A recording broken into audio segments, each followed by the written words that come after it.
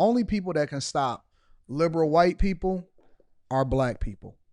They they automatically assume. Let me tell you how great it is to be a black man in America right now.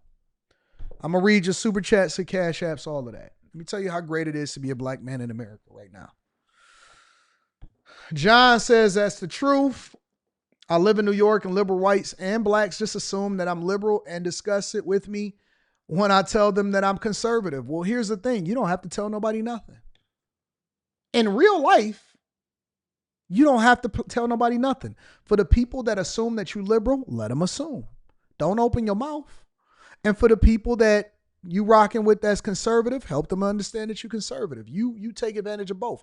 And it's so beautiful to be a black man in America because people automatically assume that you're liberal that are liberal, but then they pleasantly surprised when they find out that you're conservative when they conservative. And the one thing that I know about liberal white people, see, if Nick Shirley, right, or any of those type of people, they go to these rallies and these protests and all of this type of stuff, and they say, oh man, you guys need to get out of here because we have to, illegal migrants is bad and all of this other type of stuff. And they buck up against them. Hell no, we don't go. Or you get these conservative white women and stuff like that, these trad wives, and they do their live streams and they go and they get the drinks and the waters thrown on them. Oh, I can't believe it. You punch me. Get punched in the face. I don't like it. I want to press charges because you're conservative. And so you're there, you're doing your job, you get the good footage, they kick you off campus. But the one thing that I've learned about liberal white people ain't got no backbone when it comes to black people, because when I go to the little protest and I got my little camera out there and I say, you know what, you a big back, and you just tell them straight up. So we got a different type of demeanor and swag with us. When you a black man and you say that, yeah, cause see, when I wore my Pistons hat, my Trump hat to the Pistons game, guess how many percent? Nobody talk to me. Ain't nobody checking me. Nobody checks me. In real life, I walk around with my red Make America Great Again hat, or I got the new one, the Trump is right hat. No liberal white person checks me. And I tell them to their face, I said, you know what? You should be at home knitting. Where's your job? They don't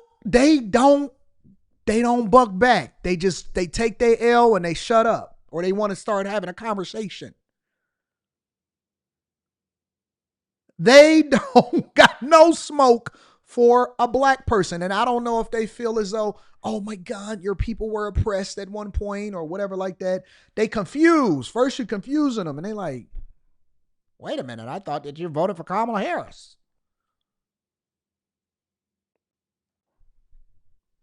They confused. They don't know how to react. They don't know if you're trolling them or what. They don't know if you're trolling them or what. I could be a YN in disguise looking for smoke. They don't know how to approach it. They're against gun laws, so all they have is protest signs and all of that type of stuff. They're weak. They're weak. The only people that can check liberal white people are black people. If we had more black conservatives, more black people that would say, listen, Susan, shut up. You just doing too much. They will listen to you. They tiptoe around us when they make videos about us. I don't like it when we need to align with black people. And then a black woman that don't even care about y'all say, shut up. You so dumb. And they go back into their corner and they crawl out. Y'all better start using y'all black privilege. I use mine. I use my black privilege all day long. I use my black privilege all day long. You don't think I got black privilege? Oh, you have no idea. Go to a conservative rally, you're a rock star. Oh my God. Hey, brother. The white women want you to bust it open. The white men, they want you to bust their chicks open. The only place you hate it is amongst black people if you're conservative.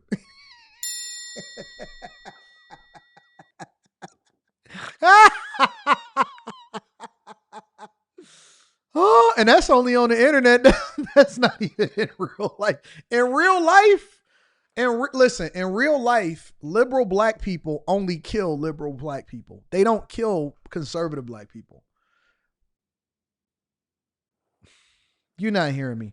In real life, black people that are liberal and vote Democrat only hurt black people that are liberal and vote Democrat. They don't hurt other people. They kill people in their own neighborhoods. They kill people in their own culture. They kill people in their own societies. They don't do anything to you. I'm safe. I'm safer than you. They may hate you on the internet. They gonna call you names, but sticks and stones may hurt my bones, but break my bones, but words will never hurt me. You know what I'm saying? Like, it don't really happen. They only kill each other. They only riding on each other.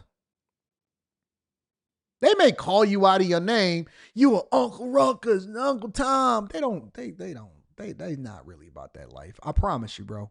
They not doing nothing. I guarantee you, you safe, nigga. If you identify as conservative, you are safe. They gonna say that you got them folks behind you, huh? Or you're a part of the program. You must be. They gonna assume all of that. Leverage your privilege, black conservatives. Leverage your privilege, black conservatives. The only people that's going to talk negative about you is the pillow biters that are still liberal, the down low men. They gonna type hard in the chat. They gonna, oh my God, I can't believe it. Those are the only people that's gonna come at you. I promise you. You're not hearing me. I promise you. Liberal black men are very weak. They are very sassy, but they do still have switches, and they definitely train their kids to kill each other.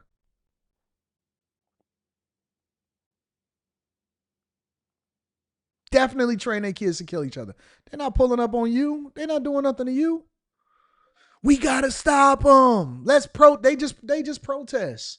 They march and then they go home.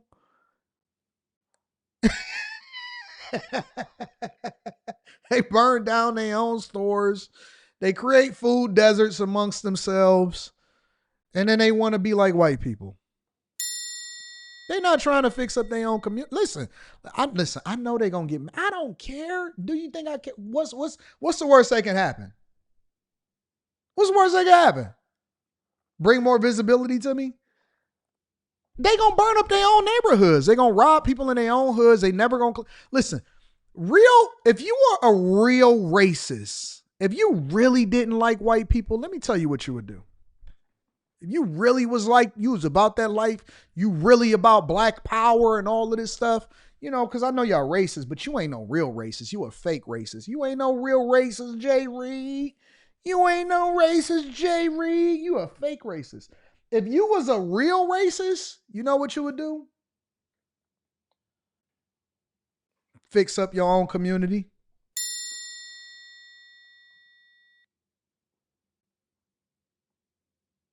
I am safe. I'm so safe. If you was a real racist, you would actually fix up your own community. You would stop having children out of wedlock.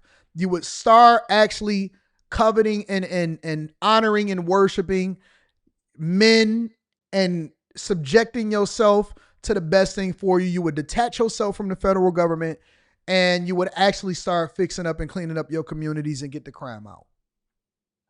Don't that sound crazy? That's the truth, because you're no threat to anybody impoverished.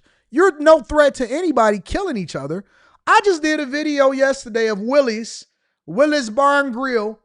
4 dead, 4 hurt, 4 in critical condition, 20 shot, all black people at a black establishment in South Carolina.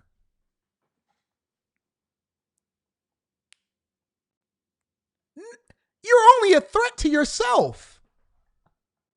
Nobody is scared. When the white people went to your campus and they went to Tennessee State University, you know what they seen? Future janitors, thugs, and all of that. Because only people that are that unruly and silly would act like that when it came to having a camera on them and about to be posted to the internet. Only fools will still act like that. The strongest way that for you to actually show a level of supremacy above a group of people is to, it's not to say, oh my God, we're going to boycott. It's to actually pour into yourself. You're not hurting. Listen, you not shopping at Target don't help you.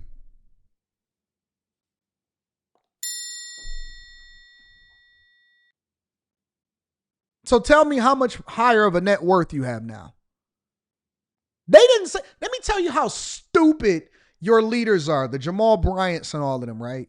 They didn't say, hey, we about to take over and get a board seat by pooling our money together or to take over the stock so that when they start to put stuff in place, we have more voting power because we have a board seat or we have multiple board seats or we're creating this fund or we're going to start taking over the stock, right? They didn't say that. They said, we're going to boycott. We're going to not show our buying power. They didn't go do anything else. All they did is redivert their funds over into another establishment that's publicly traded, that's majority owned by the people that they say that they want reparations from.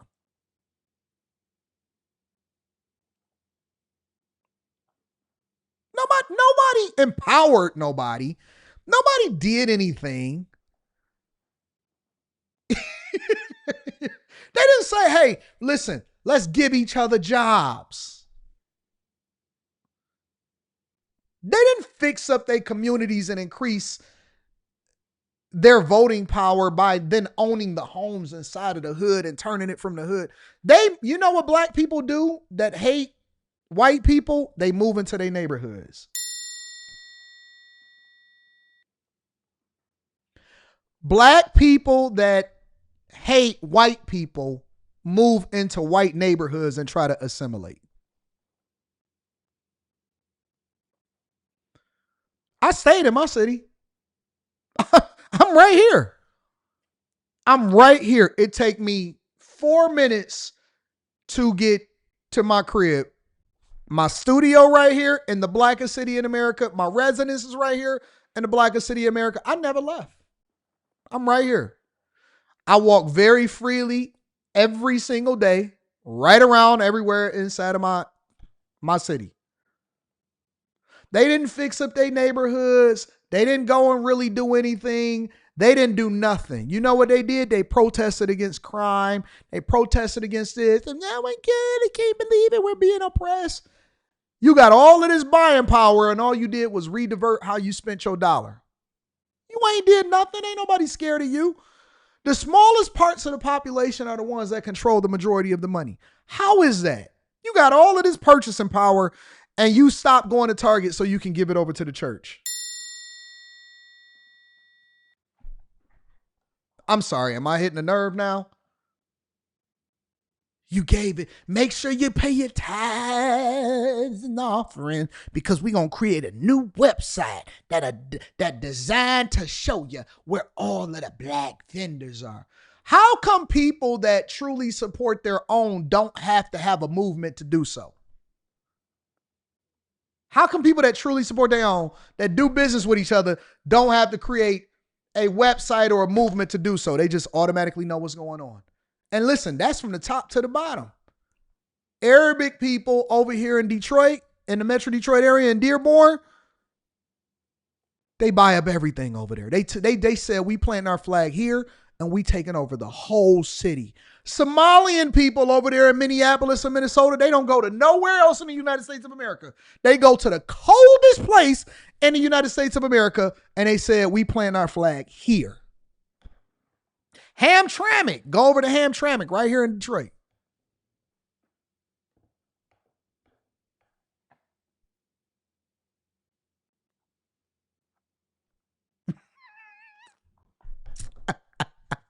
They built themselves an entire soccer stadium.